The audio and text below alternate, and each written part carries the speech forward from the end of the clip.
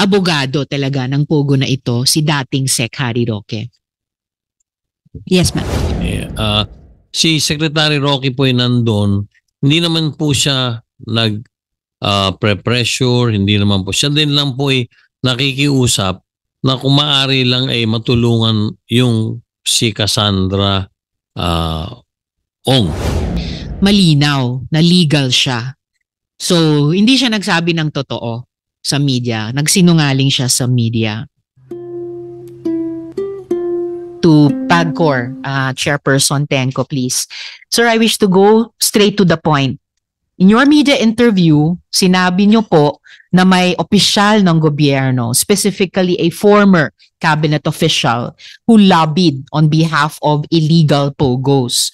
So, Chair, on September 12, 2023, Lucky South 99 Outsourcing Incorporated submitted to PAGCOR an application for internet gaming license. And I'll flash the application now.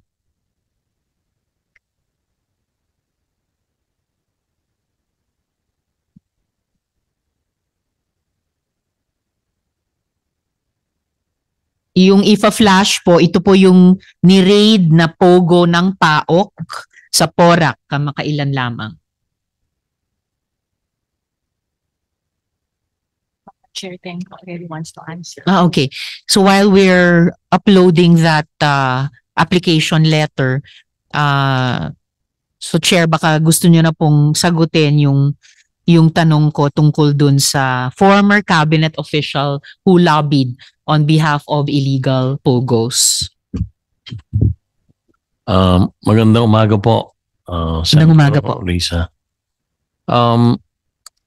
Gusto ko lang pong sa pagkakataong ito ikwento yung nangyari sometime in July 2023 kung saan mga ikatlong linggo po yun ng Hulyo 2023, tumanggap po yung aking tanggapan ng tawag mula kay dating Secretary Harry Roque.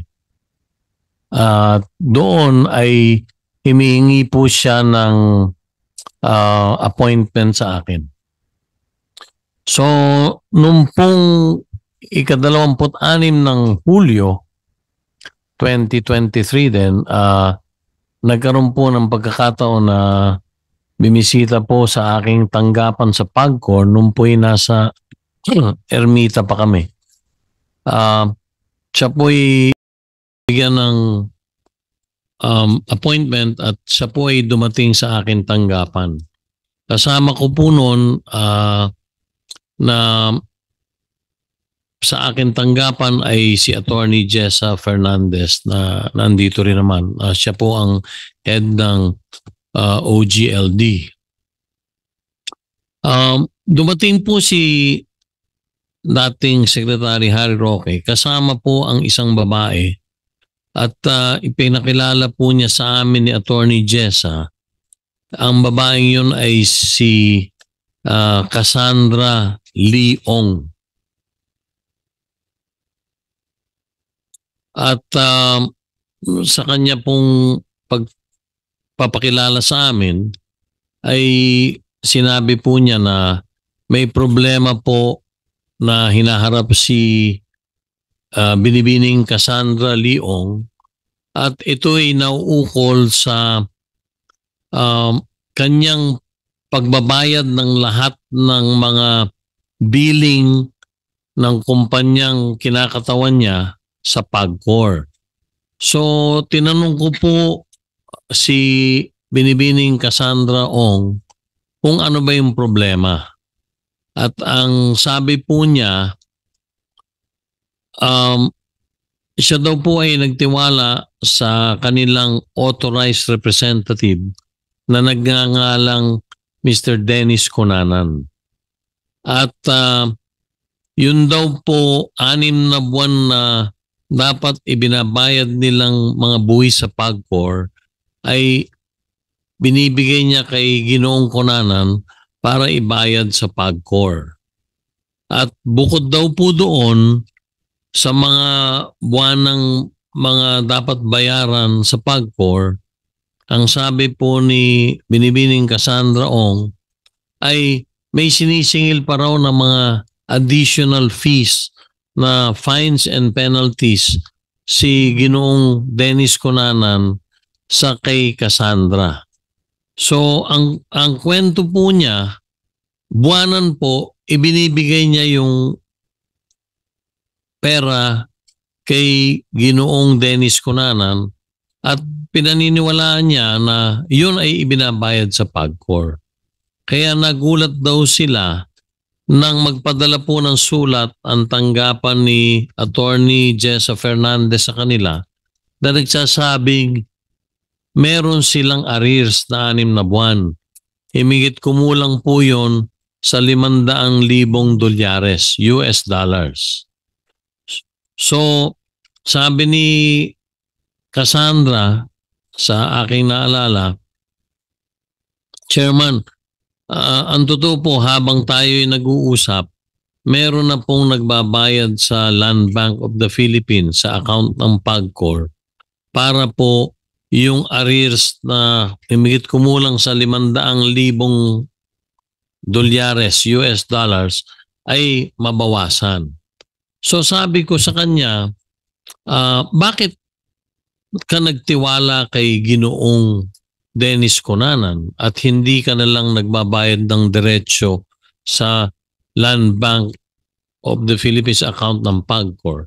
Ang sabi po niya ay si Ginoong Cunanan ay pinagtitiwalaan niya sapagkat siya ang nag-facilitate nung lisensya nung kumpanyang kinakatawan niya at ganoon din siya ang official na kinatawan ng kumpanyang yon na nakaregister sa PAGCOR. So, sabi ko po sa kanya, ano po bang inyong pakay dito? Unay, nakikiusap sila na kung maaari mabigyan sila ng pagkakataong mabayaran yung arrears. At inulit ko, sinabi niya, habang kami nagpupulong noon, meron na raw nagbabayad sa Land Bank ng portion lamang ng $500,000. Bukod po doon, hinihiling po nila dahil sa kami po ay nagbago na ng mga patakaran at ng struktura nung Hulyo, mag-i-expire po yung lisensyang in-issue nung nakaraang board ng PAGCOR sometime po ng October 2023, dahilan sa kami ay nagbigay ng panibagong mga panuntunan or guidelines, gusto na nilang magpasa din ng reapplication. Chair, if I may interrupt, Opo. sa pagitan po nung Hulyo Opo. na nakipag-meeting sa inyo si dating Secretary Roque at kasama si Miss Cassandra Ong, Opo. at yung Oktubre na mag-e-expire yung lisensya nung inilalakad niyang Pogo, nag-follow up ba si dating Secretary Roque sa inyo? Hindi po. Hindi po. At liliwanagin ko din, si Secretary Roque po ay nandun, hindi naman po siya nag-pressure, hindi naman po. Siya din lang po ay nakikiusap na kung maaari lang ay matulungan yung si Cassandra Ong. So, hindi pa po siya nagpa-follow up noon. Dahil po, Hindi pa po nagfa-follow hindi up pa po. noon. Dahil nung Pero September nag-follow up eventually. yung pong, ang sabi ko po doon sa pulong, kung kayo ay magre-reapply ulit dito sa bagong patakaran at guidelines ng PAGCOR, mangyaring isumiti mo lahat ng mga dokumento na kailangan namin sa ngayon. Dahil sa iniba na namin ang struktura, hindi na basta-basta kayo makapag-a-apply pag hindi nyo susundin yung bago naming guidelines. Dahil So, ganun po yung sinabi nyo sa kanya pagkatapos nung July meeting, pero nandun kasama nyo nung July meeting si Attorney Jessa, hindi nag-follow up sa inyo si dating Sec Roque, pero nag-follow up po ba siya halimbawa kay Attorney Jessa? So, ipagpapatuloy ko lang po, no? Sige po. pagkatapos naman po, sabi ko, pwede, yun po ang aking sinabi sa kanila, may bagong patakaran na, maghihigpit na po kami dahil nga dito sa mga nakita nating mga naganap nung bandang Mayo nung panahon na yon at maraming mga lumalabas po ng mga hindi magagandang balita tungkol sa iba't ibang mga licensees ng PAGCOR. Nakapag-file po sila sometime in September na 2023. Babalikan ko lang po, noon ding hapon na yon, pina-check ko, tunay nga pong nagbayad si Cassandra or yung kinatawan niya sa land bank sa pamamagitan po ng kopya ng deposit slip ng himigit kumulang mga 203,000 US dollars. So ito po sa pamamagitan ni Mr. Cunanan? Hindi po. Hindi pa? Nung pong kausap ko, ulitin ko po, nung kausap ko po si dating Secretary Harry Roque, gayon din po si Binibining Cassandra at kami nga po ni Attorney Jess ang kaharap.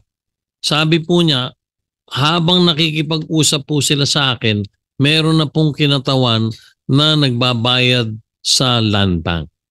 So para po ma-validate yung inulat, yung sinabi niya sa amin na yon, ang utos ko po kay Attorney Jesse, pakisubaybayan mo nga kung tunay na sila'y nagbayad nung araw na yon. Wala po siyang binanggit kung magkano. Ang sabi lang po niya, sila po ay kasalukuyang may kinatawan na silang nagbabayad dun sa land bank. Excuse me, Chair. Yes. Opo, Sen. Nancy. But yung dineposito nila, kulang pa din po yun. Opo. So, nung hapon nga po, sabi ko kay Attorney Jessa, pag alis na po nila, pakisubaybayan natin kung totoo yung sinasabing magdideposito sila. So, nung hapon din yun po, nakatanggap na kami ng bank deposit slip sa account po ng PAGCOR at ito po ay nagkakahalagang 203,000. In short, Senator Binay, hindi po yung kabuoang amount na 500,000 ang naibayad. Kasi sabi din po, baka din daw pwedeng payment over time yung arrears dahil nga naloko sila ni Ginoong Dennis Cunanan. So, pagkatapos po noon, wala naman pong pakikipag-usap sa akin na si Attorney Harry Roque at nakapag-file po sila ng reapplication noong September 2023.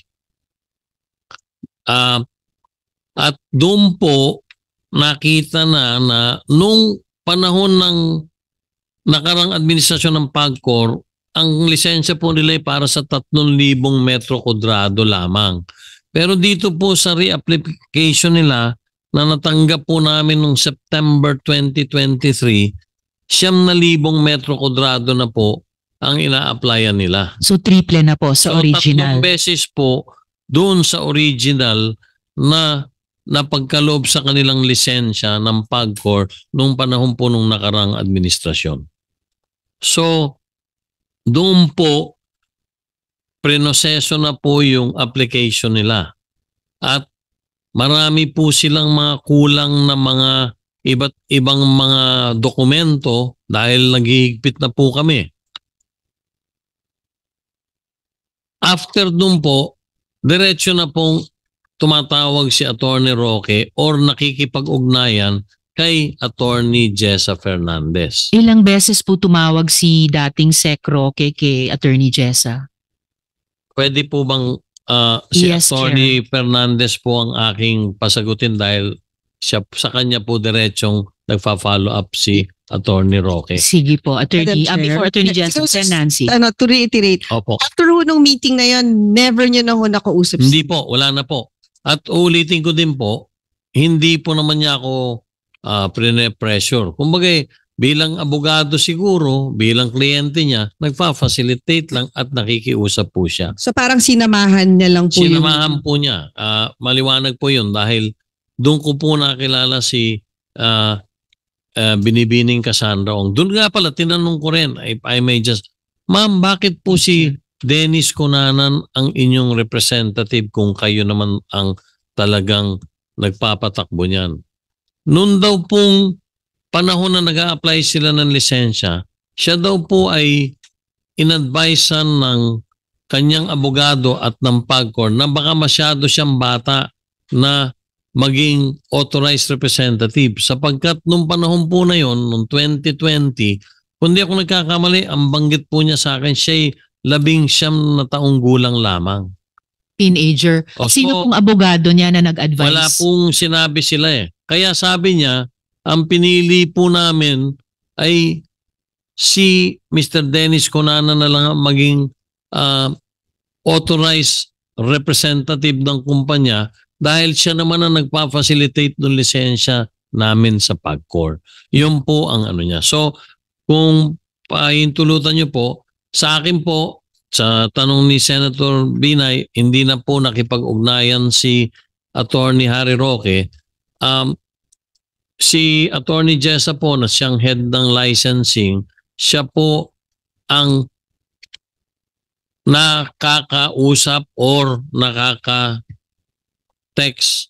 nakakapag-ugnayan kay Attorney Roque. So with your permission po. Yes, salamat, Chair. So, Attorney Jessa, ilang beses kayo tinawagan ni dating Secretary Roque or ilang beses po siya kumausap pa sa inyo pagkatapos ng pulong nung July 2023?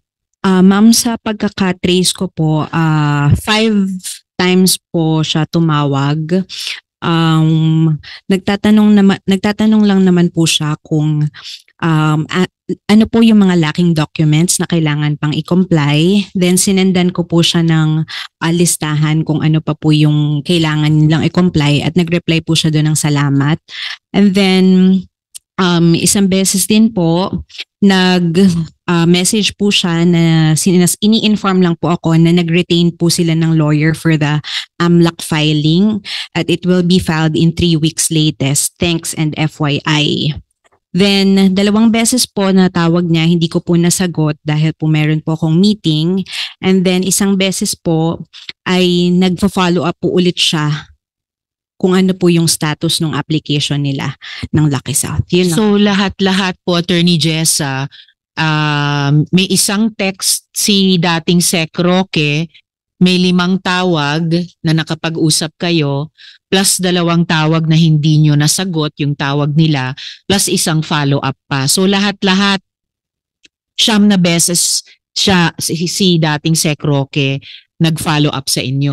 6 lang po, ma'am. Bali, 6. tatlong nasagot, 2 hindi po nasagot. And then, nung May 14, 2024 po, in-inform ko po siya ng decision po namin na i-deny yung application ng Lucky South because nakakita na po talaga kami ng reason para po hindi na po talaga sila bigyan ng lisensya at that time. Salamat po. So, 6 in total yung pag-follow up niya. Kami pa rin. Usually, 3. Ano na yun eh, par for the course na, pero doble pa doon, 6. So, Attorney Jessa, so ito po, na-load na po namin yung itong slide na ito. Ito po yung naka-flash ay official attachment sa application ng Lucky South 99. Tama po ba? Ito po yung attachment dun sa original application nila. Tama po, ma'am. Salamat. And nakikita po natin dito mga 3 level sa ilalim ng presidenteng si Julian Linsangan III. May kahon dito na ang legal nila ay si Attorney Harry Roque. Yes, Sorry, before you answer gusto ko lang Attorney tanong, Jessa, so Nancy. inform nyo through text, may sagot ba? Through phone call po yun. Ang sabi niya lang po, ganun ba, i-inform ko na lang po yung principals po niya. Okay, so and then walang face-to-face meeting. And on record, wala namang, hindi siya nagsabi na dapat bigyan nyo ng permit, walang ganung demand. As for me, ma'am, wala po talaga. Lagi lang po siyang please or thank you, ganun lang naman po. Sa akin din po, Yes, ganun, Chair Senator Tenco. Binay. Hindi po siya naman namamwersa. Nakikiusap po siya. At very light po naman ang mga conversation namin. sabi nga niya, uulitin ko, sinamahan ko ito, aggrieved party daw nga. So wala akong scenario na ng braso siya. Wala po. Liniliwanag ko po yun sa harapang ito. Okay. Thank you, Madam Chair. Salamat din po, ma'am. Thank Chair, you, Sen. Nancy. Salamat, Chair. Yes, Sen. Jinggoy. So, si Attorney Roque, ginagampanan lang niya yung trabaho niya bilang abogado. Maaari pong ganun dahil siya po ay nagsabing gusto niyang tulungan. Yeah. Siya ay abogado nga ni Binibining Cassandra Ong. At doon nga po ay lumabas muli sa bagong application na po noong September 2023 na siya na po ang legal head doon sa organizational chart po na sinamit po na reapplication ng nasabing kumpanya. Thank you. Mr. Chairman, nabanggit niyo yung pangalan ni Dennis Cunanan. Kilala niya ba? Hindi ko po kilala. Nababasa ko lang po nung araw. Just to give you an additional information, this person, itong Dennis Cunanan, itong pangalan ito rings a bell to me. Dahil he was a former deputy director of TLRC, yung Technology and Livelihood Resource Center, no? And he was also involved during the investigation of the pork barrel here in the Senate. And he was convicted. 3 TLRC executives get 26 years for this pork scam. So itong taong ito ay convicted felon. All right, just to give you an additional information. Salamat, Sen. Jinggoy. So, mabalik lang dito sa slide na ito, no? So, malinaw po, nakalagay sa legal ng Lucky South 99 si Attorney Harry Roque. So, tama po ba itong binabasa ko? Yes, ma'am. I Yes. confirm po na pinasa po nila yung Confirm. document. Salamat po. Kasi kung tama nga, ito'y taliwas sa kanyang sinabi sa media na Whirlwind Corporation lang ang kanyang representation. Samantalang dito sa organizational chart ng Lucky South 99, malinaw na legal siya. So, hindi siya nagsabi ng totoo sa media. Nagsinungaling siya sa media. Okay? So, gusto ko lang i-make off record na iyon. At just to confirm, no, sa interaction nyo po, ang pagpresenta niya at pagkaintindi nyo, abogado talaga ng pogo na ito, si dating Sec. Harry Roque. Yes, ma'am. All right. Thank you very much.